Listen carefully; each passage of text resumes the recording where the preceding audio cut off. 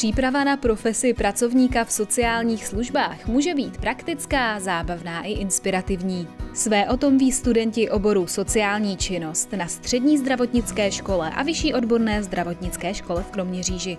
Ti se prostřednictvím 4letého maturitního oboru chystají na práci v pobytových i v terénních zařízeních.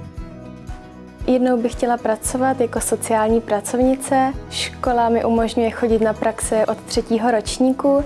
Navštívila jsem už 3 domovy pro seniory, kde jsou i lidé s Alzheimerovou nemocí. Také jsem navštívila domov pro handicapované lidi. Na naší škole máme hodně odborných předmětů, jako je například psychologie, sociální péče a pečovatelství, které využíváme pak v praxi. Můj oblíbený předmět je psychologie, protože se učíme o poruchách osobnosti, což je velmi pro mě zajímavé. Studium zdravotnické školy v Kroměříži ale zdaleka není jen záležitost neustálého učení. Škola poskytuje plno zajímavých kroužků a kurzů, kde vznikají nové zážitky i přátelství.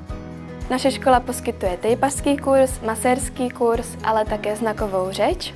Každý je specifický něčím jiným a můžeme využít všechny 3.